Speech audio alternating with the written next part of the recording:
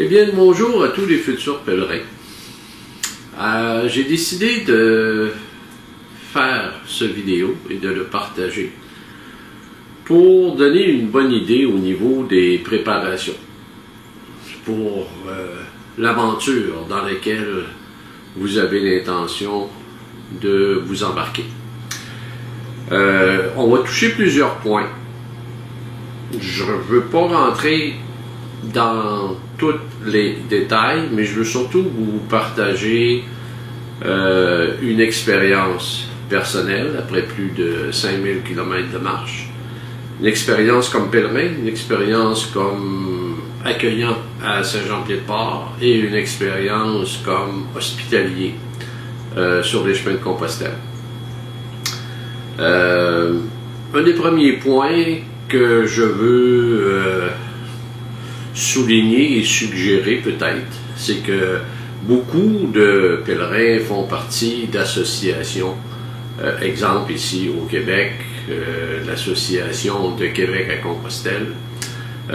Cette association, comme les autres, c'est quand même important pour les pèlerins qui décident d'aller sur Compostelle, parce que c'est premièrement, c'est probablement le meilleur endroit pour aller chercher les informations que vous avez besoin pour votre préparation. Alors que ce soit les renseignements sur les différents chemins, l'association a une bibliothèque très complète de livres, de cartes que vous pouvez emprunter pour la planification de votre chemin. Vous avez des informations également sur les gîtes, des informations au niveau des auberges. Vous avez une journée de préparation avant le départ. Cette journée-là, on va vous expliquer en détail l'équipement que vous avez besoin. Qu'est-ce que vous devez mettre dans le sac à dos et ce que vous devez, ce que vous ne devez pas, et etc. Vous avez également des réductions, souvent, qui sont offertes par des commerces pour les membres de l'association. Par contre, il y a un petit bémol, c'est que ça ne veut pas dire, si on vous donne un escompte, que c'est nécessairement le meilleur prix pour vous. Je vous invite fortement à magasiner, parce que personnellement, sur certains équipements, même si j'avais un escompte, ça me revenait encore plus cher que si j'allais dans un autre magasin payer au prix normal. Donc c'est important de faire sa liste, de magasiner pour essayer de trouver exactement ce que vous avez besoin. Dans ces associations-là également, il va y avoir beaucoup de réunions, de planifiés, où vous allez avoir des témoignages de pèlerins, des réunions autant avant votre départ que également des réunions après pour le retour, parce que vous allez le vivre. Le retour du chemin de Compostelle n'est pas nécessairement quelque chose de facile.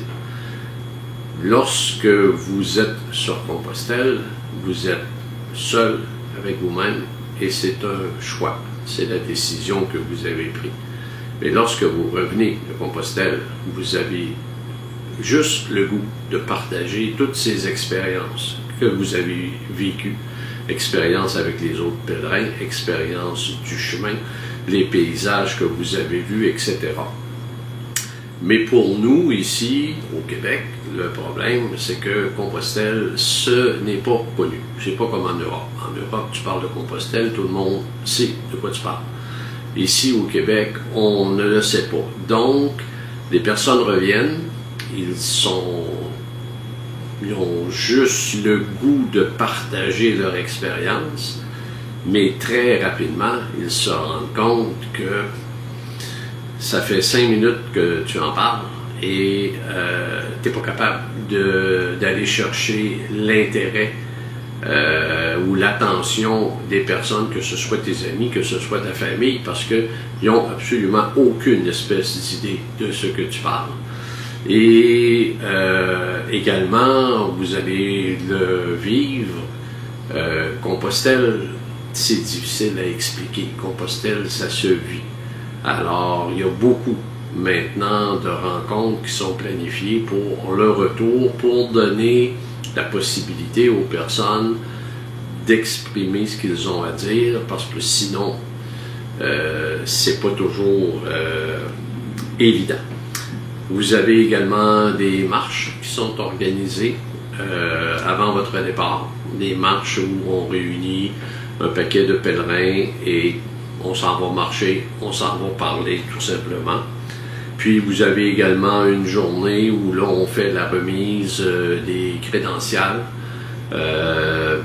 que le fameux genre de passeport que vous devez absolument avoir sur le chemin de Compostelle. Disons qu'en France, il est demandé, mais pas à 100%, il n'est pas exigé à 100%, mais du côté de l'Espagne, pas de crédentials. C'est certain que vous ne dormirez pas dans un gîte où vous allez être obligé d'aller à l'hôtel. Donc, on fait à ce moment-là la remise de ce document que vous apportez avec vous. Et c'est avec ce document dans lequel, à chaque endroit où vous allez, chaque jour, vous allez avoir un tampon qui va être mis par le gîte, l'auberge ou la cathédrale de où vous allez passer. Et lorsque vous allez avoir terminé votre chemin, en arrivant à Santiago, les responsables là-bas sur place vont prendre le temps de vérifier votre crédential pour voir les étapes que vous avez faites. Maintenant, ça date de quelques années, pour les 100 derniers kilomètres sur le Camino Frances à partir de Sarria, vous devez maintenant avoir 2 tampons par jour. Donc, un à l'auberge, un au restaurant, au bar, à l'église, à l'information touristique, mais ça vous en prend 2. Et à Santiago, ils vont vérifier, et c'est à partir de là qu'ils vont vous remettre ce qu'on appelle le diplôme, le Compostela, qui va confirmer comme de quoi vous avez marché le chemin de Compostelle. Alors, tout ça pour dire que être membre de l'association, c'est une bonne idée, parce que vous allez pouvoir avoir de très très bonnes informations qui vont vous sécuriser aussi avant de partir, parce que c'est un gros inconnu de partir et de s'en aller sur Compostelle. Ok, alors si on regarde au niveau de l'équipement de base que vous avez besoin. On commence par le sac, très important. Donc, le sac, vous devez vous acheter un bon sac. C'est l'investissement en vaut le coup. Je vous suggère de vous acheter un sac où vous allez avoir 3 sections dans votre sac. Partie du bas, séparée, partie du centre et une partie en haut.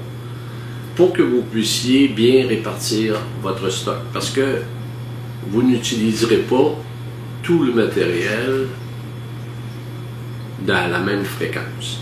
Donc, normalement, on va donner un exemple, ce que vous avez au niveau de l'imperméable, ce que vous avez au niveau du couvre sac à dos, des choses comme ça que vous allez utiliser à l'occasion, et on espère pour vous pas trop souvent.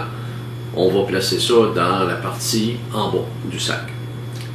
Tout ce que vous avez au niveau du linge de rechange, vos produits de toilette, de premiers soins, à ce moment-là, ça c'est placé dans la partie du centre.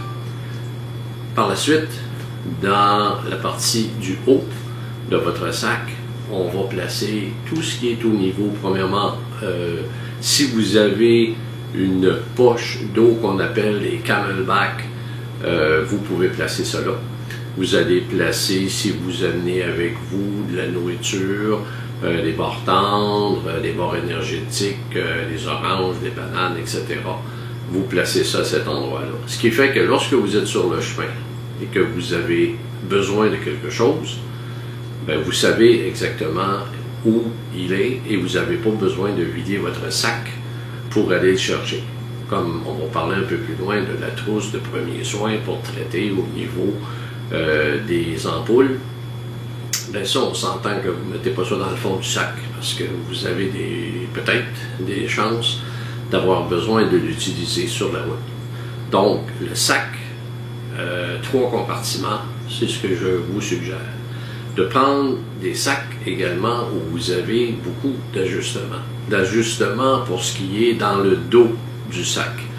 Une personne de 5 pieds 4, une personne de 6 pieds n'utilisera pas nécessairement le même ajustement, le même sac. Donc, vous avez des ajustements pour petits, moyens, grands et extra grands que vous pouvez placer dans le dos de votre sac. Ça, c'est important.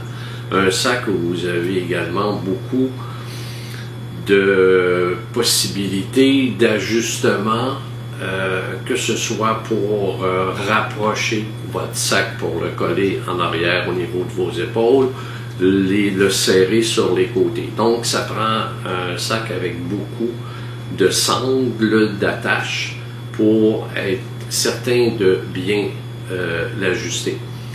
Il y a également de plus en plus des sacs qui font en sorte que lorsque vous l'avez sur le dos, dans la partie centrale du dos, il y a comme une genre de courbe qui fait que l'air peut circuler entre vous et le sac. Ce qui peut être très avantageux parce que quand on marche, on a chaud et à ce moment-là, bien, ça va éviter aussi que le sac devienne, même s'il va devenir mouillé, trempé, au moins ça va s'organiser pour amoindrir un petit peu. Donc, le sac, important. La grosseur du sac. La grosseur du sac, très souvent, les pèlerins vont jouer entre 35 litres, 40 litres, 50 litres. Une des choses importantes à penser, c'est que si vous voulez amener le sac avec vous dans l'avion, bien, il faut prévoir au niveau de la grosseur, parce que si vous avez, moi j'ai un 50 litres et c'est certain que je ne peux pas amener ça avec moi dans l'avion. Donc c'est une chose à penser. De regarder aussi, vous avez la possibilité d'avoir des sacs à dos qui ont à même le sac, le couvre-sac, au cas où que vous ayez de la pluie.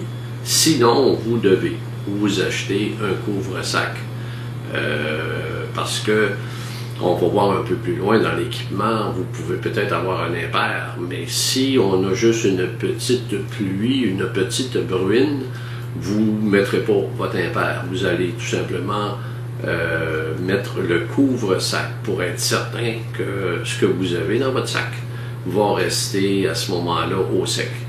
Et pendant que j'y pense, je suggère également tout ce que vous avez dans votre sac de bien le séparer et de les placer dans des sacs de style Ziploc, qui fait qu'ils vont être à l'abri. Si le sac, à un moment donné, deviendrait très humide, bien au moins, quand vous allez avoir besoin d'utiliser le matériel que vous avez dedans, votre linge de rechange, ça va être au sec. Donc, les Ziplocs, c'est très, très important. Et d'en acheter de différentes grandeurs, parce que ça vous en prend, exemple, des grands pour être capable de mettre les vêtements, comme ça va vous en prendre des plus petits pour mettre les produits, shampoing, savon, etc., les produits de premiers soins. Donc ça, c'est important de le prévoir avant de partir pour ce qui est de ces sacs Ziploc-là. Les bottes. Les bottes, ça vous en prend des bonnes. Il y a beaucoup là, d'informations actuellement. Vous savez, sur le chemin de Compostelle, on voit de tout. En partant, nous autres ici, on appelle ça des bottes, là, mais quand vous allez être du côté de l'Europe, ils n'appellent pas ça des bottes, eux autres, ils appellent ça des chaussures. Donc, on va se parler en québécois pour se comprendre. Ici, vous pouvez partir avec des bottes de marche. Vous pouvez partir avec des souliers de marche comme genre un peu style Adidas, si on peut employer le terme. Et on voit de plus en plus sur le chemin des personnes qui marchent en sandales. Bon, tous les vendeurs vont vous dire que l'idéal, étant donné que vous allez marcher pendant de très très longues heures et que vous allez marcher sur différentes sortes de chemins, l'idéal c'est la botte pour être certain que vous avez un bon support au niveau de la cheville. C'est un fait, oui. Ça vous prend une botte qui est pas trop pesante. Ça vous prend une botte avec un matériel qui va permettre à vos pieds de respirer. Et c'est certain qu'on va vous vendre des bottes qui sont prévues comme de quoi c'est à l'épreuve de l'eau. C'est vrai. Mais honnêtement, là, ils sont à l'épreuve de l'eau de chez vous, aller au centre d'achat, puis revenir chez vous. Parce que quand vous allez marcher 8 heures de temps dans l'eau, moi je suis rendu à ma 5e paire de bottes, puis ils étaient toutes à l'épreuve de l'eau, puis pas du tout. Puis les pèlerins, lorsqu'ils arrivent, quand on a des journées de pluie, comme on dit, on marche dans la flotte. Alors, on enlève nos bottes et on va les remplir de papier journaux pour imbiber un peu. Mais c'est comme ça. Alors, je pense qu'il ne faut pas rêver en couleur. La semelle est importante pour avoir une bonne adhérence au niveau du sol. Parce que on a toutes sortes de sols. On va marcher sur des pierres, on va marcher sur de la roche, on va marcher sur des racines, on va marcher sur le bitume, sur l'asphalte. Et on va marcher souvent aussi, très souvent, sur les chemins romains qui datent du temps des Romains. Mais avec l'usure, les pierres sont rendues très lisse, et si vous avez un peu de bruine ou de pluie, c'est très glissant. Donc ça prend une bonne semelle au niveau de votre botte de marche. Et dernier petit conseil, pour lorsque vous allez acheter la botte de marche, ne vous surprenez pas si le vendeur reste surpris de vous voir. Vous allez regarder la botte, vous allez la peser, vous allez regarder la semelle et tout le kit, parfait. Par la suite, vous allez vous allez demander la grandeur que vous voulez. Mais la façon de faire, vous allez sortir la semelle qui est à l'intérieur de la botte. Vous allez la placer par terre. Et vous allez placer votre pied par-dessus cette semelle-là. Ce qui va vous permettre de voir la longueur et de voir la largeur. Parce que lorsqu'on achète une botte, le vendeur nous dit « Bon, ton orteil en avant, ça a l'air de quoi? La largeur, est-ce que c'est correct? » Et on dit « Oui, je pense que oui, ça devrait être pas pire. » Mais si vous placez votre semelle sur le plancher, si vous mettez votre pied dessus et que vous ne voyez pas le bord de la semelle, c'est officiel que cette botte-là n'est pas assez large pour votre pied. Alors, c'est la façon de faire. Donc, n'oubliez pas, soyez pas gênés. Je veux dire, c'est vous qui allez souffrir si vous ne faites pas le bon choix. Donc, c'est la manière d'être certain d'avoir une botte au niveau de la bonne longueur et de la bonne largeur. Et c'est certain que quand on va essayer la botte, On va essayer avec la paire de bas qu'on va utiliser lorsque on va marcher.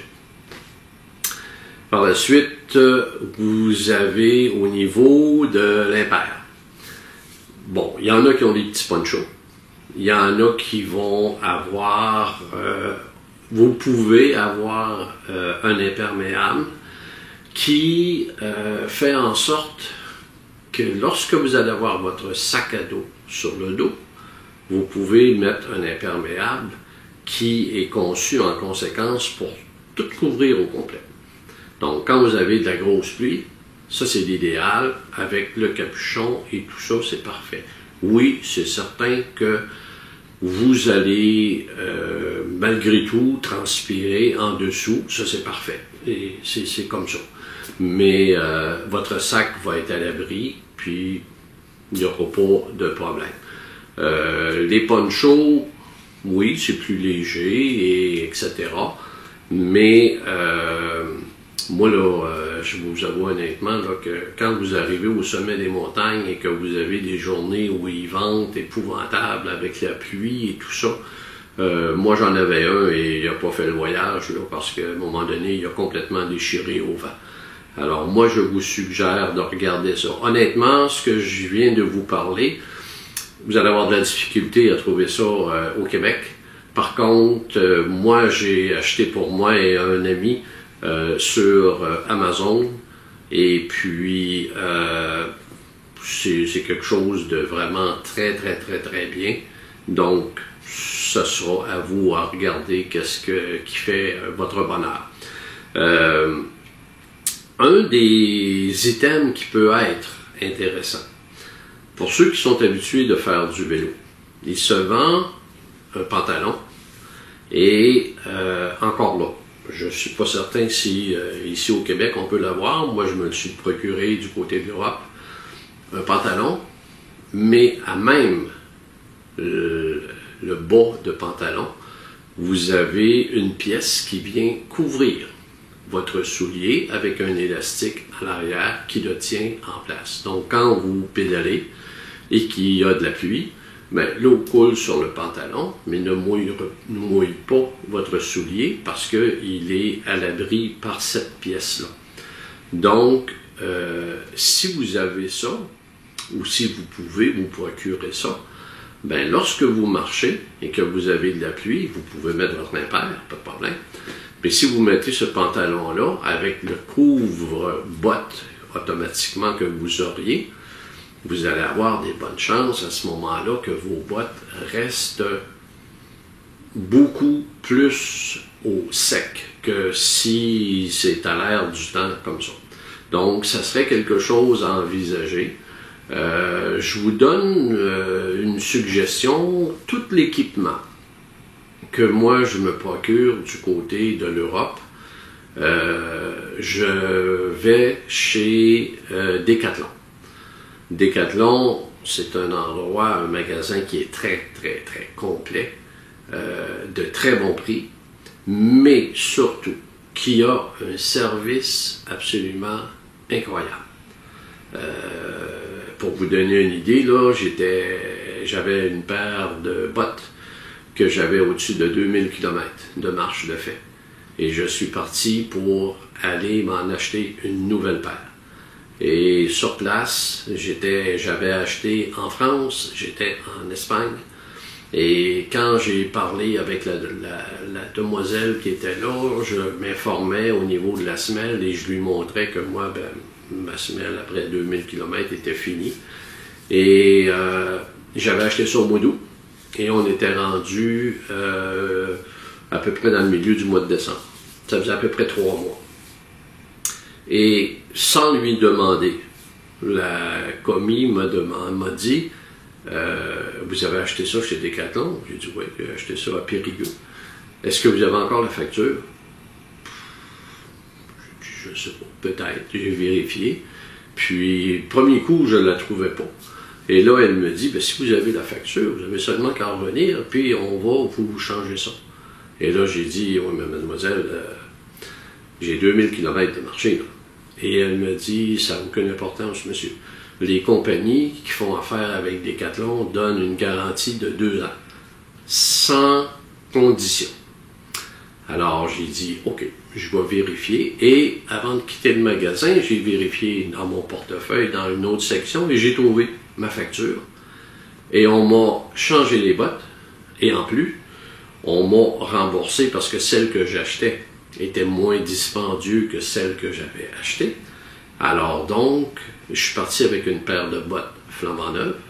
On m'a remboursé la différence de prix que j'avais payée. Donc là, ici, à Montréal, au Mail Champlain, le 21 avril, il va ouvrir un magasin Decathlon.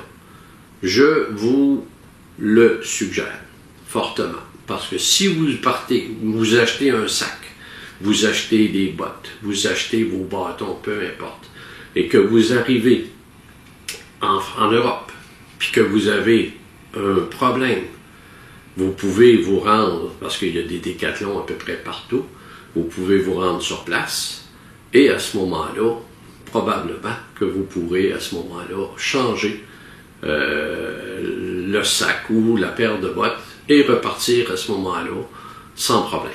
Donc, et les pantalons que je vous parlais au niveau du vélo, c'est d'ailleurs là, chez Decathlon que je m'en suis procuré. Fait que je vous invite à aller faire un tour dans le coin de Montréal, au Mail Champlain. Il ouvre le 21 avril, puis je pense que vous ne serez pas déçus. Alors, maintenant, si on regarde, bon, au niveau chapeau, bon, il y en a qui marchent avec des casquettes, il y en a qui marchent avec des chapeaux, il y a les fameux chapeaux, les tillis qui sont dispendieux. Par contre, il y a un gros avantage, c'est que eux, sont très imperméables. Vous marchez avec ça, et avant que vous soyez mouillé, il va falloir qu'il en tombe un bon paquet. Donc, c'est à vous à ce moment-là. Mais ça prend quelque chose sur la tête. Là. Ça, je pense que je n'ai pas besoin là, de vous dire autrement par rapport à ça. Au niveau des bouteilles d'eau, bon, j'en glissais un petit mot tout à l'heure. Il y en a qui vont marcher avec des bouteilles qu'ils vont placer sur le côté de leur sac. Il y en a qui vont préférer s'acheter ce qu'on appelle les Camelback, que vous avez des 1,5 litres, des 2 litres et peut-être même, je pense, que des 3 litres. C'est plus dispendieux. Mais l'avantage, c'est que vous l'avez placé à l'arrière dans votre sac à dos et vous avez le tuyau, ce qu'on appelle la pipette, qui est tout prêt. Donc, lorsque vous marchez, vous n'avez pas besoin d'essayer d'aller chercher la bouteille et de replacer la bouteille par après. Vous marchez et vous prenez tout simplement la pipette pour prendre l'eau que vous avez besoin. Donc, il y a maintenant beaucoup d'améliorations. Au début, il y a des personnes qui disaient « Oh, ça avait un goût de caoutchouc ». Mais ça a été modifié, changé. Donc, c'est à vous de voir. Oui, c'est quand même un bon investissement parce que ça va, dans le moins cher, là, vous allez être aux alentours d'à peu près 90 à 100 $. Donc, ça, c'est à vous à regarder ça.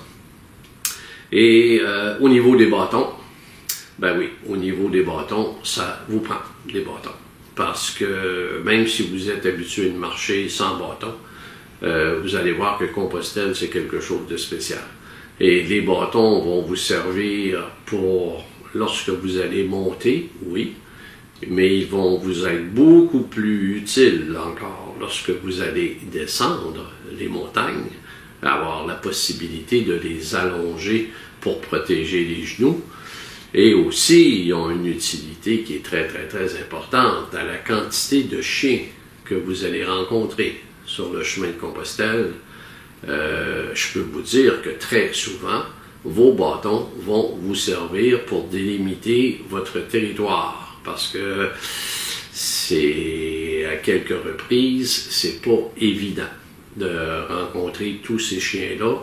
La majorité sont attachés, la majorité sont derrière une clôture, mais il y en a malgré tout beaucoup qui sont libres et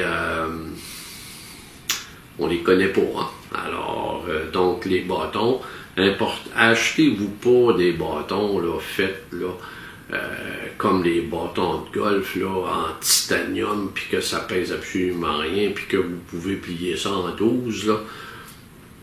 Des bâtons que vous vous servez pour aller faire du ski de fond, là, des bâtons qui sont repliables, c'est important de vérifier c'est qu'ils puissent rentrer dans votre sac ou dans votre valise, parce que ça, c'est certain que quand vous allez prendre l'avion, vous ne pouvez pas rentrer dans l'avion avec les bâtons, il faut que ça aille dans la soute à bagages.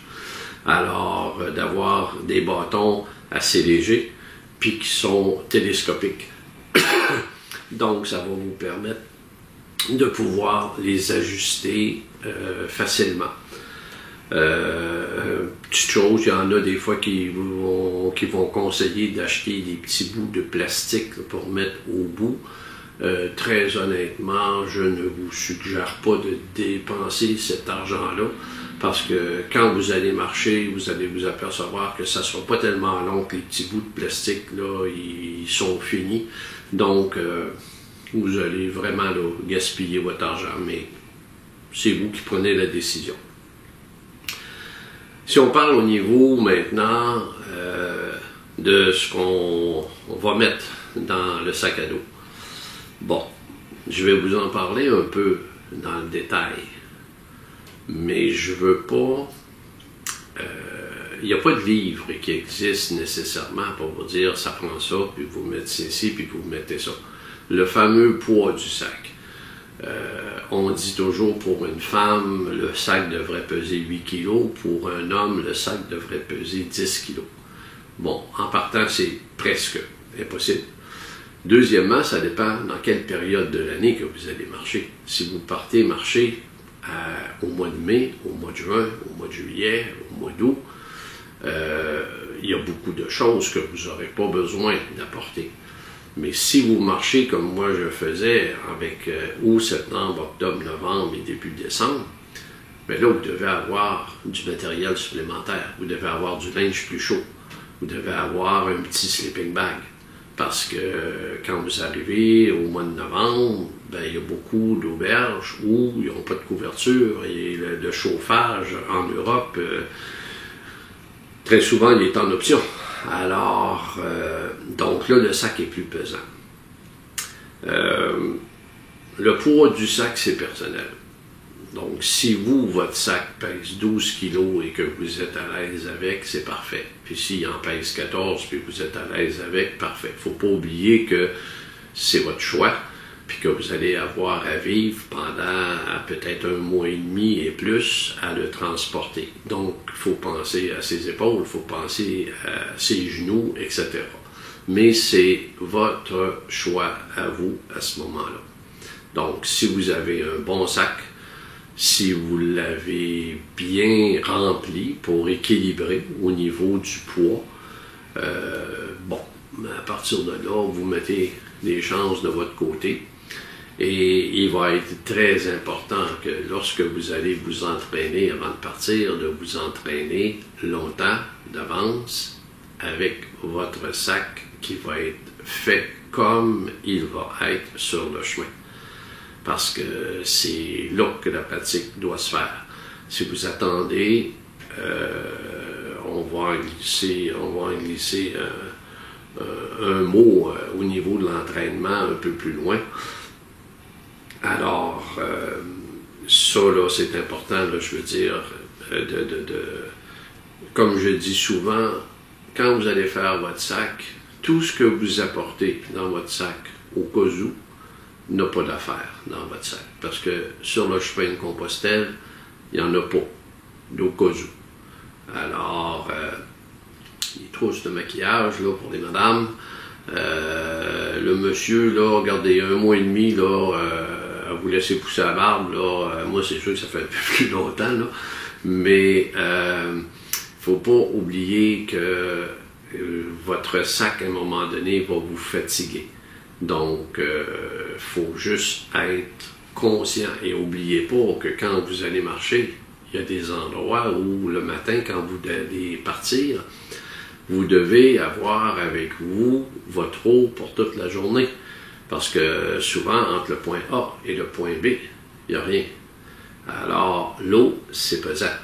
Donc, quand vous allez préparer votre sac, n'oubliez pas que vous allez devoir rajouter peut-être un 2 ou un 3 litres d'eau supplémentaire. Donc, ça, c'est pour au niveau du poids en tant que tel. Bon, si on parle maintenant au niveau des vêtements, tout ce que vous allez avoir à acheter, il faut penser deux choses. Ça prend quelque chose qui n'est pas pesant et ça prend quelque chose qui sèche rapidement. Ce sont les deux critères. Quand vous magasinez, le prix, c'est une chose, là, mais la priorité, c'est comment ça pèse, puis est-ce que c'est un tissu qui sèche rapidement. Alors, que ce soit au niveau chandail, que ce soit au niveau des bas, c'est important d'avoir des tissus qui vont sécher rapidement parce que sinon, vous allez finir votre journée, vous allez arriver au gîte, vous allez faire votre lavage. Des sécheuses là-bas, c'est assez rare. Si vous arrivez en début d'après-midi, vous finissez votre journée vers 2 heures, 3 heures, à ce moment-là, vous avez peut-être la chance d'avoir le soleil qui va aider pour le séchage de votre linge. Mais si vous avez une journée de pluie, ou si vous arrivez tard, il faut vous assurer que le lendemain matin, lorsque vous allez partir, que votre linge est sec. Parce que si vous partez déjà dans du linge qui est encore humide, c'est pas très évident. Pour ce qui est des pantalons, vous savez, on parle beaucoup sur le chemin de Compostelle des fameuses les tiques qu'on rencontre sur le chemin.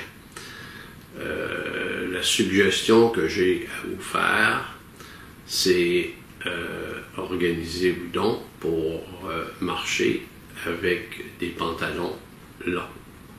Vous pouvez acheter ce qu'on appelle les pantalons cargo que quand vous serez arrivé, si vous voulez aller visiter la ville, vous pourrez les dézipper, enlever la partie du bas qui vont faire là, que ça va devenir un peu comme un genre Bermuda et vous allez à ce moment-là être à l'aise pour aller visiter la ville. Mais pour marcher sur les chemins, étant donné qu'on passe un peu partout, honnêtement, je vous suggère d'avoir des pantalons longs pour vous protéger. Être sûr de ne pas pogner quoi que ce soit. Dans les autres équipements que vous allez avoir besoin, bon, vous allez avoir besoin de ce qu'on appelle un sac à viande. Un sac à viande, c'est un peu comme une genre de poche qui est faite dans un tissu qui est très, très, très léger.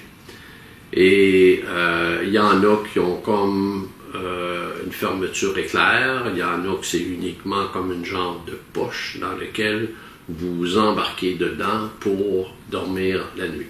L'idée de ça, c'est de ne pas être en contact le plus possible avec les matelas, avec les problèmes de punaise de lit. Donc, c'est quelque chose de très ordinaire, mais c'est quelque chose de très pratique. Donc, ça, c'est important. Le sleeping bag, si vous allez sur le chemin durant la période de l'été, si on peut dire, là, du mois de mai à aller jusqu'au milieu septembre, vous n'avez carrément pas besoin de ça, à moins que vous voudriez dormir à la belle étoile. Mais dans les gîtes, je pense pas que vous ayez besoin d'apporter un sleeping bag. Votre sac à viande va faire amplement. Le tapis de sol, plusieurs personnes parlent de ça. Et moi, je vous dis très honnêtement, un tapis de sol, oubliez ça. C'est premièrement, vous payez un gros montant pour rien. Parce que moi, on m'avait conseillé ça, j'en avais acheté un. Et je l'ai enduré 3 jours. Et je l'ai retourné. Parce que c'est pesant. Puis, honnêtement, à moins que vous vouliez dormir dehors, là, jamais, au grand jamais, vous allez avoir besoin d'un tapis de sol. Alors, donc ça, c'est un poids, c'est une dépense complètement inutile, puis c'est de l'espace dans votre sac que vous allez pouvoir récupérer. Ça va vous prendre une lampe de front, parce que lorsque vous allez marcher, il y en a qui veulent partir très tôt le matin avant le lever du soleil, ou il y en a qui vont finir leur journée tard. Mais ça va également servir lorsque vous allez être dans les dortoirs, vous avez à vous lever la nuit ou à préparer votre sac le matin. Donc la lampe de front est bien importante. Encore là, tout dépendant de votre budget, ils sont rendus maintenant avec des lampes où vous avez un choix. Là, vous pouvez à un moment donné la régler pour avoir une lumière rouge, avoir une lumière verte, une lumière bleue, une lumière jaune. Ça vous prend une lampe de fond. Alors, si vous avez le budget pour payer 80$ pour, c'est bien parfait. Si vous avez le budget pour vous en payer une aux alentours de 20, 25, 30$, c'est bien parfait. Ça fait, comme on dit en québécois, ça fait la job. Un produit important que je pense du côté de l'Europe, il y a des moustiques. Donc, vous prévoir de vous apporter des produits contre les moustiques. Personnellement, je vous suggérerais le Muscol ou un produit dans lequel vous avez au moins 30%. Tous ces produits-là sont classés par pourcentage. Puis, avec l'expérience que j'ai, à 30%, là, c'est parfait. En bas de ça, j'ai un petit doute, parce que vous avez du 10%, vous avez du 25%. Mais honnêtement, là, regardez, essayez de trouver un 30%. Bon, au niveau, lorsque vous êtes arrivé dans les gîtes, au niveau des couvre-matelas, la majorité du temps, maintenant, quand vous allez arriver dans les gîtes, on va vous remettre un petit sac comme ça, fermé, dans lequel vous avez un couvre-matelas et vous avez un couvre-oreiller. Et on va vous dire, demain matin, quand vous allez partir, vous allez ramasser ça et vous mettez ça dans la poubelle. Ce que je vous suggère, c'est que la première fois que vous allez rencontrer ça, bien, le lendemain matin, vous allez le ramasser et vous allez le mettre dans votre sac. Ça pèse absolument rien du tout. Et la journée où vous allez arriver dans un gîte, une auberge, qui n'auront pas de couvre-matelas, mais vous pourrez mettre le vôtre et dormir un petit peu plus en paix en pensant aux punaises de lit. Donc, c'est ce que je vous conseille. Pas besoin d'apporter un couvre-matelas qu'on aurait ici en tissu qui va prendre de la place et qui va avoir un certain poids comparativement à ce qu'on va vous remettre sur place. Des serviettes que vous avez besoin lorsque vous allez aller prendre votre douche, ben c'est le même principe que les vêtements. Il se vend des serviettes qui sont conçues pour ça et qui sèchent rapidement. Ça essuie pas comme une serviette dite normale, mais on est sur Compostelle. Donc, ça a un peu, on dirait quasiment le principe là, comme un genre de chamois. Alors, ça fait le travail et surtout, c'est pas pesant. Vous pouvez plier ça, ça vient tout petit et ça va sécher très très rapidement. Dernier item, et ça c'est pour les madames, c'est que lorsque vous êtes sur le chemin, vous avez souvent entendu les dames dire que comment les hommes, on était chanceux parce que quand on avait une petite envie, on pouvait se trouver un arbre et puis c'était parfait. Tandis que pour les dames, on va chercher un genre de petit bosquet à quelque part. Malheureusement, sur les chemins de Compostelle, vous allez vous apercevoir que les bosquets sont assez rares. Quand vous allez traverser sur le Camino Frances, ce qu'on appelle la Meseta, qui est pendant 4 jours, 100 km de marche, il n'y a pas d'arbres. Donc, si vous avez une petite envie, à ce moment-là, il se vend ce produit-là qui s'appelle Go Girl. Et comme c'est marqué dessus, ça permet aux filles de pouvoir faire pipi comme un homme debout. Donc c'est un petit morceau de plastique que vous allez tout simplement placer et puis vous faites comme un homme, veut dire vous allez pouvoir faire vos besoins debout et puis après ça, je veux dire vous le nettoyez et c'est réutilisable sûrement. Donc ça vous prend ça.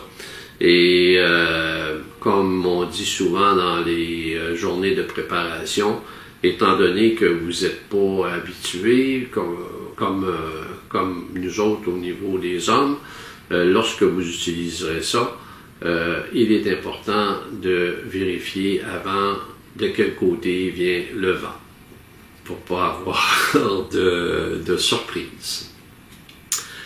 Alors, pour ce qui est des équipements de base, je pense que c'est à peu près ce que vous pouvez avoir besoin dans votre sac. On va revenir plus loin sur les premiers soins, etc. Alors, voilà.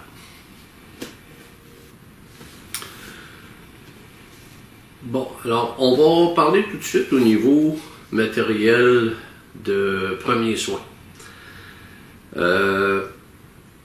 Ce que vous avez surtout besoin, c'est un kit qui va vous permettre de soigner les ampoules.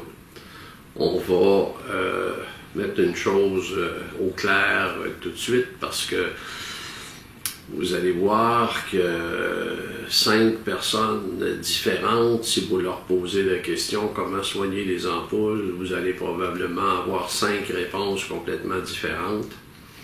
Il y a un principe qui existe au niveau des ampoules. Tant et aussi longtemps qu'il y a de l'eau dans une ampoule, elle va continuer de faire mal et elle va continuer de s'étendre. Donc, quand vous avez une ampoule et que dès qu'elle commence, vous devez à ce moment-là utiliser un petit kit, une épingle avec un fil que vous allez transpercer bord en bord votre ampoule. Vous allez laisser le fil à l'intérieur de l'ampoule, qui fait que votre ampoule va se vider. Le fil va servir pour assécher votre ampoule. Vous allez placer un petit peu d'onguent antibiotique où vous avez percé. Et par la suite, vous allez mettre dessus, malheureusement, au Québec, on ne peut pas trouver ce produit-là. Ça s'appelle Compeed, C-O-M-P-E-E-D.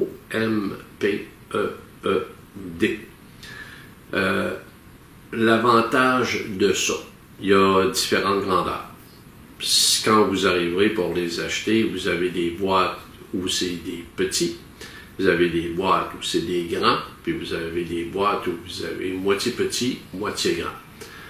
Petit, tout seul, je vous conseille pas ça du tout. Mettons que vous pouvez prendre moitié petit, moitié grand, ou tout simplement grand. La façon que c'est fait, c'est que la partie centrale, c'est un peu comme un genre de gel. Et tout le contour, c'est ça à ce moment-là qui est très collant. Donc, vous avez percé votre ampoule, vous laissez le fil là, vous mettez votre crème antibiotique et vous placez votre Compeed par-dessus. La partie de gel va servir un peu comme un coussin. Lorsque vous allez marcher, ça va être beaucoup moins douloureux. Et un coup que vous l'avez placé, vous l'oubliez. Vous ne vous en occupez plus. Et quand vous finissez votre journée, vous en allez prendre votre douche, il n'y a aucun problème. Et après 3 jours, ou 4 jours, ou 5 jours, quand l'ampoule va être guérie, à ce moment-là, le Compeed va se décoller tout simplement.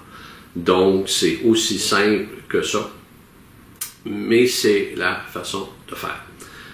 Ici, au Québec, on va trouver beaucoup de produits, mais le petit côté gel qui fait un peu coussiner, c'est ça que l'on ne trouve pas ici au Québec. Si vous en trouvez, bingo. Sinon, lorsque vous arriverez à ce moment-là en Europe, vous allez pouvoir trouver ça très, très, très facilement dans à peu près n'importe quelle pharmacie. Donc, vous allez voir qu'en Europe, ils ont un coin presque réservé au niveau des pèlerins. Donc, vous pourrez vous le procurer là, à ce moment-là. Donc, quand vous partez, ça vous prend votre kit d'aiguille, ça vous prend votre fil et ça vous prend le petit ciseau pour être capable de faire un bon travail. Vous avez également de la crème qu'on suggère beaucoup, une crème anti-frottement. Bon, il se vend des crèmes, la crème Nox spécialisée pour ça, qui fait un très bon travail, mais c'est quand même un bon montant d'argent à débourser. Je l'ai utilisé très très longtemps, cette crème-là. Encore là, il y en a qui disent ils préfèrent mettre la crème le soir avant de s'endormir.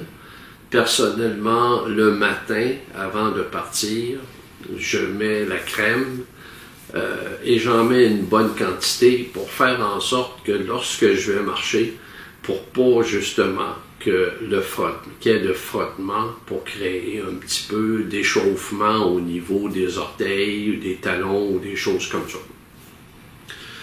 C'est à vous de l'essayer lorsque vous allez vous entraîner avant de partir. Mais si vous ne trouvez pas cette crème-là, moi par la suite, lorsque j'étais dans certains endroits, j'ai pas pu retrouver la crème Nox. Et j'ai acheté tout simplement une crème ordinaire anti-échauffement.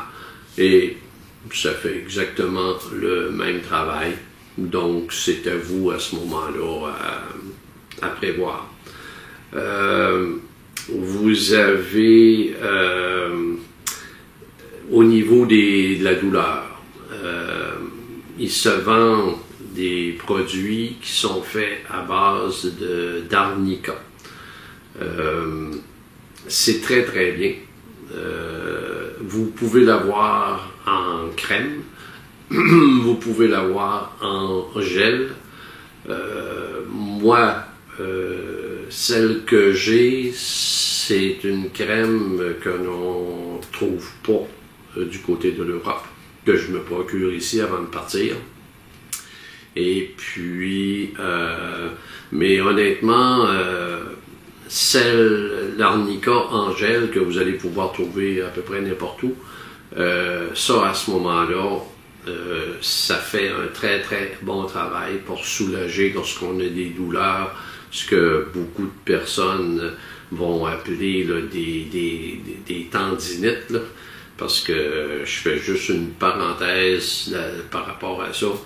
Vous allez vous apercevoir que quand vous allez marcher sur Compostelle, le terme tendinite est très populaire. Si vous vous levez le matin et vous avez mal au petit doigt, c'est probablement le tendinite. Puis si vous avez quelque chose au coude, puis vous avez quelque chose à l'épaule, puis vous avez quelque chose au genou, puis vous avez quelque chose au pied, le terme tendinite là, sert à peu près à tout. Et si vous allez voir des médecins sur le chemin de Compostelle, l'expérience que j'ai eue, pas pour moi, mais pour accompagner des personnes parce qu'ils ne parlaient pas espagnol, c'est comme si le corps humain n'est pas fait pour marcher. Alors, si vous avez mal à quelque part, puis vous allez voir un médecin, puis que vous lui dites que vous êtes sur le chemin de Compostelle, moi je vous dirais qu'à 90% des chances qu'ils vous disent « Ah, il faut absolument que vous arrêtiez de marcher ». Donc, ça, j'embarque pas là-dedans. Là, je veux dire, je vous laisse libre là-dedans. C'est vous qui déciderez. Fait que donc, pour ce qui est du côté premier soin, comme je vous ai dit, je ne veux pas passer tout en détail, tous les produits. Mais ça, c'est à peu près des produits de base que ça vous prend pour être sûr de pouvoir réagir rapidement s'il vous arrive quelque chose sur le chemin. Maintenant, on va aborder le sujet au niveau de l'équipement électronique que les personnes ont sur le chemin. Bon, en partant, vous avez pas, c'est pas une obligation d'avoir un cellulaire, une tablette, un portable sur le chemin de Compostelle. Ce n'est pas une obligation. Mais par contre, à plusieurs occasions, ça peut être très, très utile. Donc, on va commencer par le cellulaire. Bon, maintenant, que ce soit ici au Québec ou ailleurs, lorsque vous avez un cellulaire, le cellulaire, les compagnies sont obligées de le débloquer, ce qui fait en sorte que vous pouvez partir puis utiliser votre cellulaire lorsque vous serez rendu en Europe. Je vous suggère de vous informer parce que j'ai pas le détail là, à savoir si vous avez un forfait ici et que vous décidez d'utiliser votre cellulaire en Europe au niveau du prix que ça peut vous coûter, j'en ai aucune idée. Donc, je vous suggère de vous informer auprès de votre compagnie. Par contre, ce que je vous dis, c'est que vous avez l'option que vous avez, c'est que si vous avez un téléphone intelligent ici, vous pouvez partir et lorsque vous allez arriver en Europe, vous pouvez à ce moment-là vous acheter une petite carte SIM que vous allez glisser à l'intérieur. Point important. Si vous achetez une carte SIM en France, vous vous en servez en France. Lorsque vous allez arriver du côté de l'Espagne, ça vous prend une autre carte. Lorsque vous allez, moi j'ai été au Portugal, ça me prend une autre carte. À moins que ça ait changé depuis l'année dernière. Mais même si vous avez une carte, moi j'avais une carte de la compagnie Orange en Espagne, et lorsque je suis arrivé au Portugal, j'ai dû acheter une autre carte SIM de la compagnie Orange parce que ça ne fonctionnait pas. Les cartes SIM que vous allez acheter à ce moment-là, vous en avez si vous avez un téléphone intelligent, vous avez besoin de connexion Internet, à ce moment-là, vous pouvez vous procurer ces cartes-là avec 1 gig et demi là, de mémoire.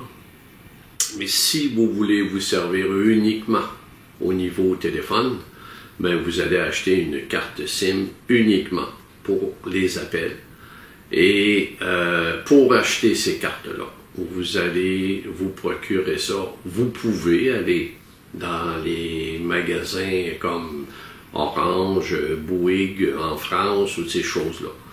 Mais ils sont assez rares. Et des ouvertures, des fois, ça ne convient pas avec notre disponibilité.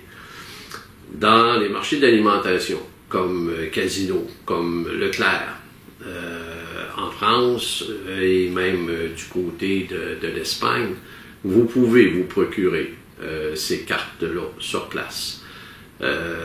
Si vous n'avez pas de téléphone intelligent, ce que vous pouvez faire, c'est lorsque vous allez arriver dans ces magasins d'alimentation-là, qui, pour donner un exemple, c'est un peu comme un gros Walmart, si vous allez dans la section au niveau de la téléphonie, vous pouvez vous acheter un petit téléphone très ordinaire qui va vous coûter peut-être 29 €.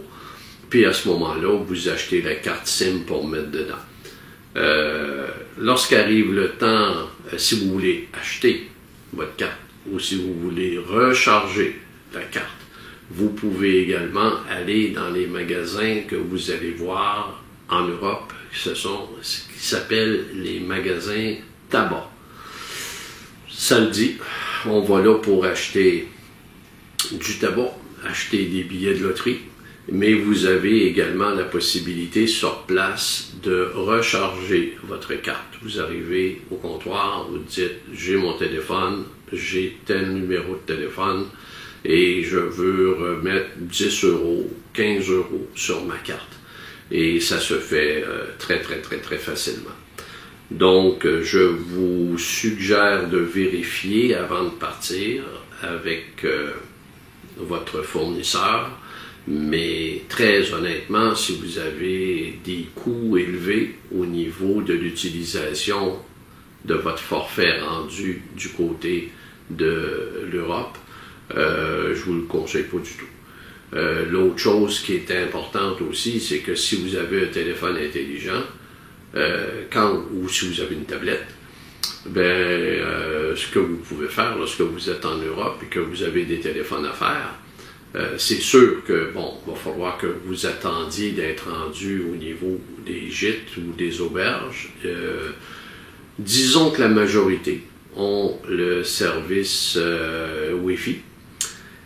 Et à ce moment-là, vous pouvez fonctionner avec Skype, qui va vous permettre d'appeler, que ce soit d'appeler pour faire votre réservation, que ce soit d'appeler vos amis ici au Québec. Donc, c'est une opportunité aussi de fonctionner là, avec Skype.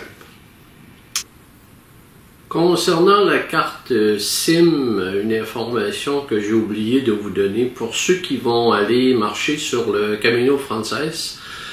Bon, la majorité vont arriver à l'aéroport de Bordeaux, prendre le train pour s'en aller à Saint-Jean-Pied-de-Port. Et comme je vous disais, on n'achète pas une carte en France parce qu'on ne pourra pas s'en servir en Espagne. Mais lorsque vous allez arriver à Roncevaux, à l'endroit, le genre de couvent immense où vous allez aller pour dormir, à moins que ça ait changé, mais quand je suis passé là, c'est à cet endroit que j'ai pu m'acheter la carte SIM pour mettre dans mon téléphone. Parce que si vous ne l'avez pas à Roncevaux, vous allez devoir attendre de vous rendre jusqu'à Pamplona pour pouvoir vous la procurer. Alors, à cet endroit-là, vous avez la carte avec Internet. Donc, si vous avez un téléphone intelligent, il n'y a aucun problème. Lorsque vous allez arriver pour charger votre téléphone, n'oubliez pas de magasiner avant de partir pour vous trouver la petite fiche, un genre de converteur là, qui va faire en sorte que vous allez pouvoir connecter votre fil dans les prises de courant de l'Europe, parce que c'est pas du tout les mêmes fiches qu'on a ici. Donc c'est important de magasiner ça, c'est pas tellement dispendieux, mais c'est comme primordial, on n'a pas le choix d'avoir ça. Bon, vous avez, comme je vous disais, des tablettes, le Wi-Fi. Bon, on va parler d'une chose au niveau de GPS. Le GPS, là, sur le chemin de Compostelle, honnêtement, à 95 ou à 99% du temps, là, vous n'avez pas besoin de ça du tout. Et ce que l'on voit, je dirais, malheureusement, beaucoup de pèlerins, mais je mettrais en parenthèse peut-être plus des randonneurs que des pèlerins, vont utiliser leur cellulaire sur le chemin pour avoir le GPS. Et comme je dis souvent, c'est que ces personnes-là vont chercher un chemin pour se rendre à Santiago. Tandis que le pèlerin va chercher le chemin pour se rendre à Santiago. Donc, avec le GPS, oui, les personnes vont trouver un chemin. Très souvent, vous allez marcher sur le bord de la route. C'est plus court, oui, c'est sûr. Des fois, beaucoup moins difficile. Mais là, c'est un choix personnel. Moi, personnellement, quand je suis sur les chemins de Compostelle, je marche sur le chemin. Mais je vous laisse à la discrétion de ça. Alors, tout ça pour dire que pour en avoir besoin, non, pas du tout. Ça, si vous l'avez, du côté de la France, ça peut vous aider. Vous arrivez à une intersection, tout dépendant du chemin encore. Quel côté que je peux aller, est-ce que je suis parti du bon côté?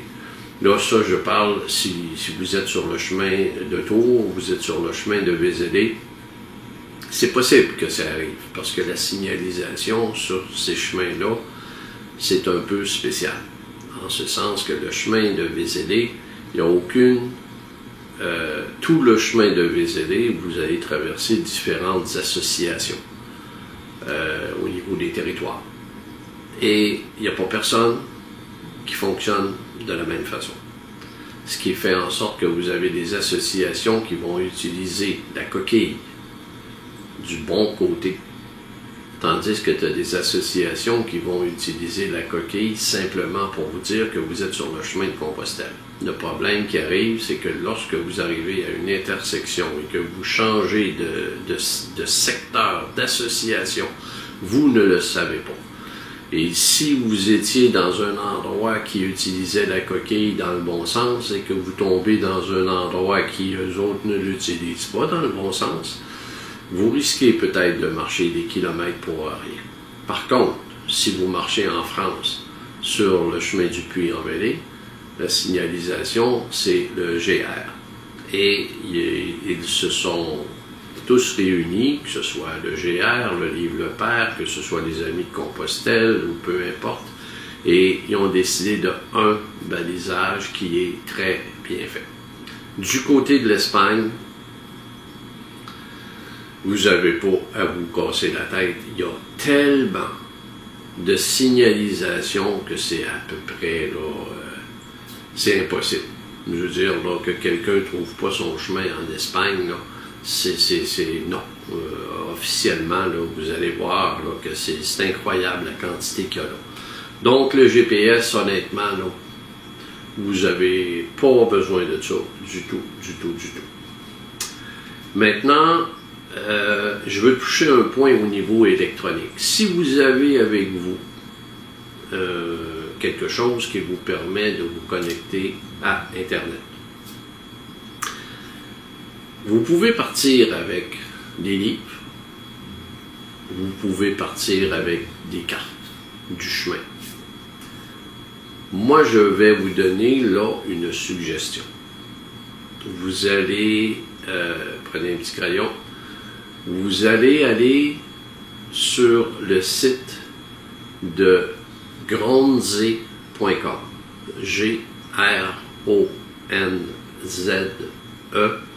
Gronze.com. Lorsque vous arrivez sur ce site-là, dans la partie en haut, Côté gauche, il y a un endroit, ça va être marqué Camino. Vous allez cliquer sur Camino. Vous allez avoir une liste de chemins qui va apparaître et en bas, vous avez tous les autres chemins. Si vous cliquez là-dessus, vous avez tous les chemins de Compostelle. Vous allez marcher le Camino Frances.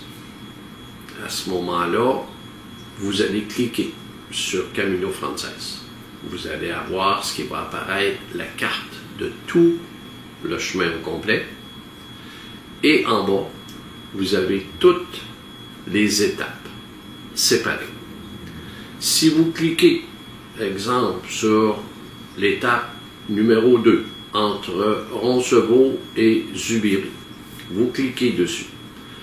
Vous allez trouver la carte de cette étape-là, avec tout le détail au niveau des villes, villages que vous allez rencontrer, la distance entre chacun.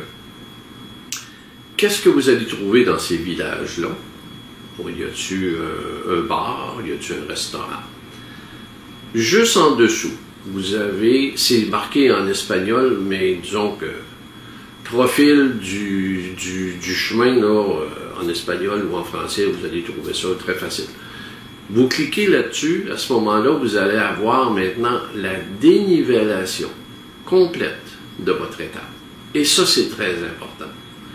Parce que c'est sûr que si vous marchez le Camino Frances, c'est plus ou moins important. Mais si vous allez marcher le Norte, le Primitivo, la Plata, le Sanabres, c'est très important. Parce que de savoir qu'on va avoir à monter dans notre journée un 400, un 500, un 600 mètres d'altitude, c'est important de savoir si j'ai 600 mètres à monter, est-ce que je le monte sur 4 km de long ou est-ce que je le monte sur 1,5 km? Ça fait une très grosse différence. Donc, vous avez cette information-là. Et si vous continuez à regarder en dessous, vous allez avoir toutes les villes et villages. Et dans chaque ville et village que vous allez rencontrer, vous allez avoir la liste de tout ce que vous pouvez trouver comme hébergement. Que ce soit albergue municipal, albergue privé, les hostels, les hostals, les casas rurales, les couvents, les séminaires, tout se trouve là. Et personnellement, moi j'ai marché en Espagne, pas de livre. Et à un moment donné, j'avais des amis pèlerins avec moi, un qui avait le livre de Le Père, un qui avait le Miam Miam Dodo. Et moi, je travaillais avec Gronzé, et très souvent, j'avais plus de choix sur Gronzé que dans les livres. Autre chose importante, vous allez dormir à Zubiri. Vous avez la liste. Vous regardez le nom et vous avez au côté les prix. Si vous cliquez dessus, là vous avez tous les détails. Est-ce que c'est réservé pour les pèlerins, oui ou non? Est-ce qu'on peut réserver, oui ou non? À quelle heure que ça va ouvrir? Quels sont les services qu'on a sur place? Est-ce qu'on a le Wi-Fi? Est-ce qu'on a une cuisine à usage libre? Est-ce qu'on a sécheuse, laveuse, sécheuse, etc., etc. Tout est marqué là. La majorité ont un site web. Donc, si vous cliquez sur le site web, ça vous permet de voir à quoi ça ressemble. Le dortoir, est-ce qu'il y a de l'espace ou si le lendemain matin, vous allez tout être dans le même paquet pour préparer vos sacs. Et un coup que vous avez tout vu ça, les personnes souvent, les Québécois, vont dire « Oui, mais pour réserver là, en Espagne, je ne parle pas espagnol. » À ce moment-là, je dirais qu'à peu près 60% des hébergements que vous allez trouver là-dessus, vous avez la possibilité de réserver tout de suite avec Booking.com. vous cliquez dessus. Avec Booking.com, vous avez des prix réduits. Alors, vous déterminez, je veux une chambre simple, une chambre double, etc., la date, etc., etc. Et un coup que vous faites la confirmation, vous avez très souvent, vous allez avoir à payer tout de suite. Mais de plus en plus, ça arrive qu'ils vont vous confirmer que votre réservation est faite, mais on n'a pas pris aucun montant sur votre carte. Vous allez payer lorsque vous allez arriver sur place. C'est les deux possibilités que vous avez. Donc, lorsque vous finissez votre journée et que vous arrivez à l'auberge, vous n'avez pas besoin de parler un gros espagnol, tout simplement à dire à la personne « Hola, señor », vous avez réservé, là, vous donnez votre nom, là, puis avec Booking, ils vont vérifier, OK, parfait, monsieur, et tout c'est réglé. Donc, tout ça pour dire que je vous suggère fortement de downloader l'application de Gronze pour l'avoir dans votre téléphone ou votre tablette, parce que c'est très, très, très bien fait et très, très utile. Donc, allez voir et vous allez voir que c'est vraiment très, très intéressant. Voilà. Alors, pour ce qui est du matériel électronique, c'est à peu près tout ce que j'avais de suggestions à vous faire là-dessus.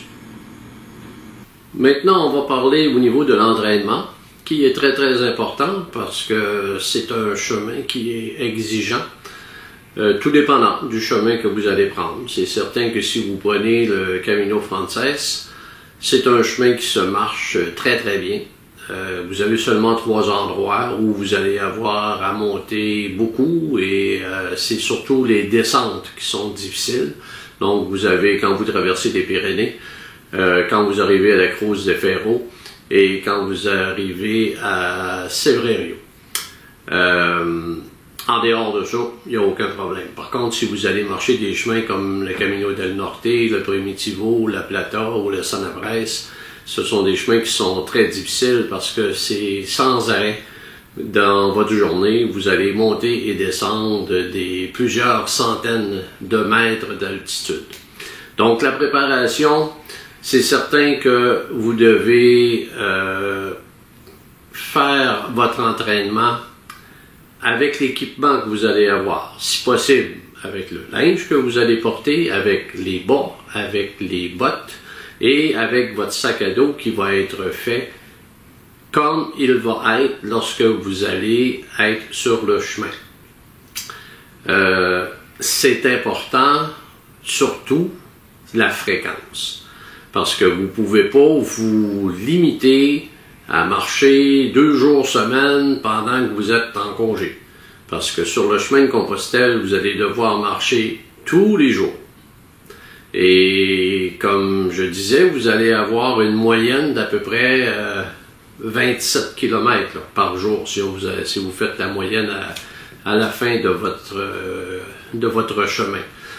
Donc, je suggère aux personnes, si possible, de marcher au moins 5 jours semaine et puis de marcher aux alentours de 20 km. Alors, dépendant de votre horaire, peut-être marcher 2 jours, 3 jours, peut-être une dizaine, douzaine de kilomètres, mais organisez-vous pour à chaque semaine faire au moins 2 jours de 20 à 25. Et avant de partir, essayez donc de faire un 30-32 parce que vous allez avoir à le faire à un moment donné. Donc c'est important de vraiment bien se pratiquer et ça va vous permettre également de voir au niveau de l'équipement les ajustements si tout est correct. Je veux glisser un mot également sur la ville de Saint-Jean-Pied-de-Port. pour ceux, il y a à peu près peut-être 60% des pèlerins qui commencent leur chemin à Saint-Jean-Pied-de-Port pour se rendre à Santiago de Compostelle.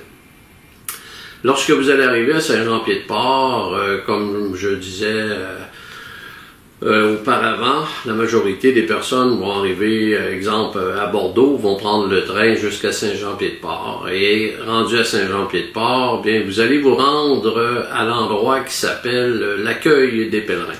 Ce n'est pas un gîte, c'est l'accueil des pèlerins. Vous allez aller sur place pour, premièrement, aller chercher le tampon. Et à cet endroit, on va vous remettre beaucoup de documentation. On va vous remettre une feuille pour vous indiquer le trajet pour traverser les Pyrénées par le chemin Napoléon et par le chemin de Val Carlos, dépendant si vous êtes à pied, à vélo et la température. On va vous remettre une feuille avec le dénivelé de chaque étape que vous allez avoir à faire du côté de l'Espagne. On va vous remettre une liste d'hébergements de toutes les municipalités, les villes, villages que vous allez avoir à traverser du côté de l'Espagne, avec toutes les informations, le numéro de téléphone. Donc, c'est un papier qui est très utile.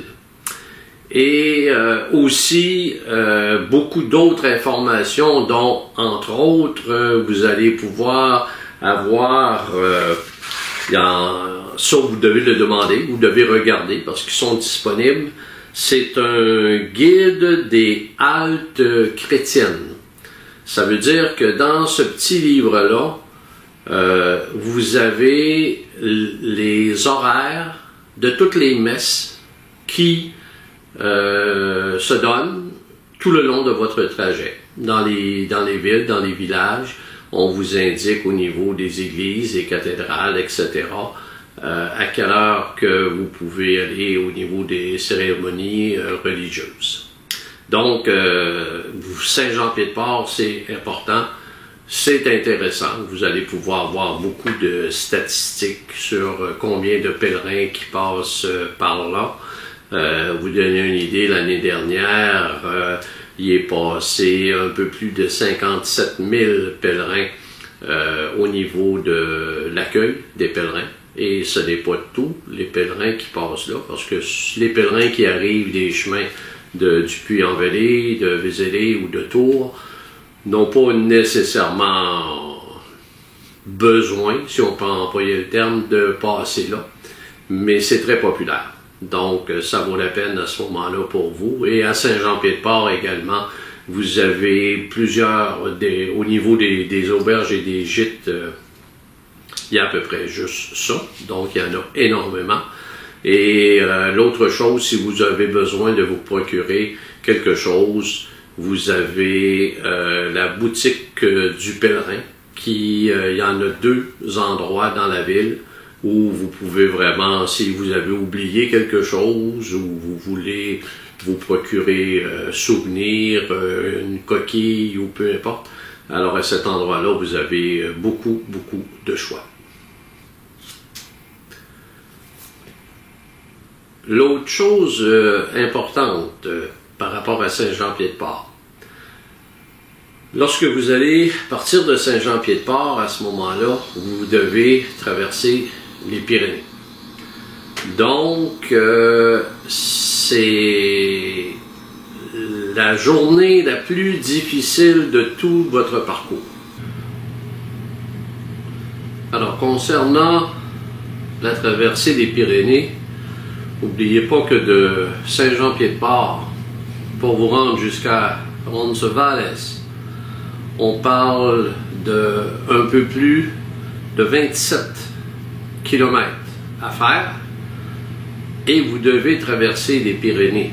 Vous devez monter jusqu'à 1450 mètres d'altitude. Donc, on s'entend que comme première journée, c'est une grosse commande qui vous attend. Alors, l'idéal, ce que je suggère aux pèlerins, parce que n'oubliez pas que pour la majorité qui débarque de l'avion, vous n'êtes pas en forme, vous n'êtes pas entraîné là, à marcher. Là. Alors, je suggère aux personnes de, premièrement, communiquer à l'avance avec le gîte de Horisson, qui est dans le milieu des Pyrénées. C'est à 8 km de Saint-Jean-Pied-de-Port. Alors, lorsque vous partez de Saint-Jean-Pied-de-Port, le premier arrêt que vous allez avoir à faire, si on peut dire, le premier village que vous allez rencontrer, c'est le village de Honto, qui est à 5 km. Pour monter jusque-là, c'est exigeant, mais ça se fait bien. Mais de Honto jusqu'à Horisson, on parle de 3 km.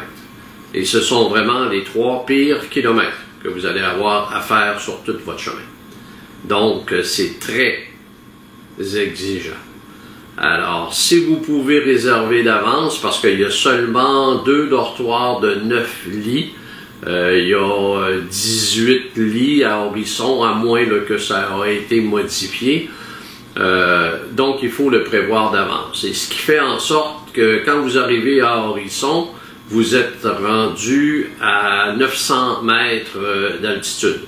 Ça veut dire que le lendemain, quand vous allez partir, à ce moment-là, pour monter au sommet, qui est à 1450 mètres, ça va quand même bien.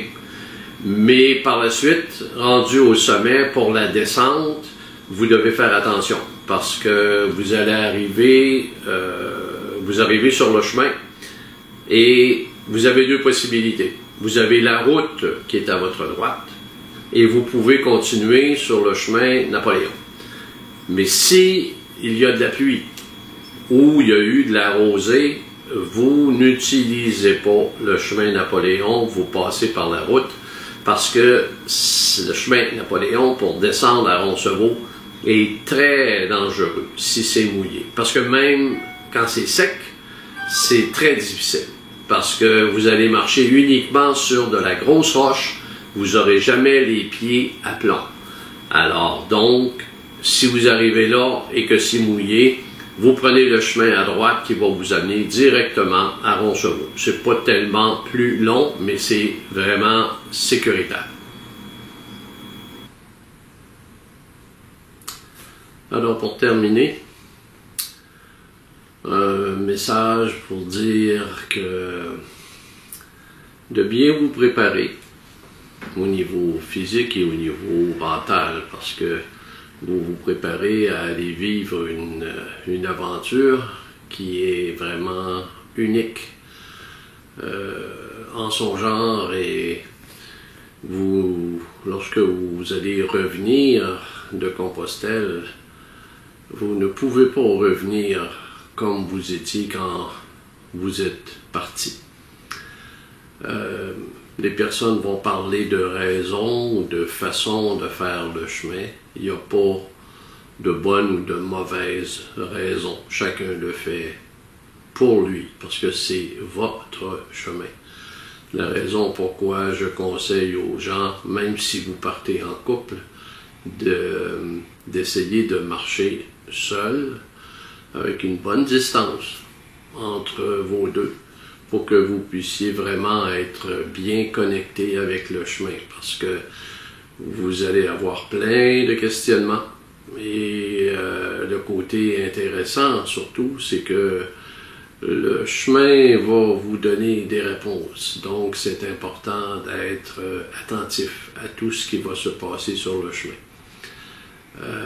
N'oubliez pas que si vous avez des problèmes sur le chemin au niveau physique, il y a des options qui s'offrent à vous, que ce soit de faire porter, faire livrer votre sac par taxi, qui fait que si vous avez mal aux genoux, vous avez mal dans le dos, donc ça peut vous permettre pendant quelques jours de marcher léger et peut-être de récupérer pour pouvoir vous rendre jusqu'à l'endroit que vous avez l'intention de vous rendre. Alors, profitez de votre chemin au maximum. Et puis, comme vous allez entendre chaque jour sur le chemin, buen camino.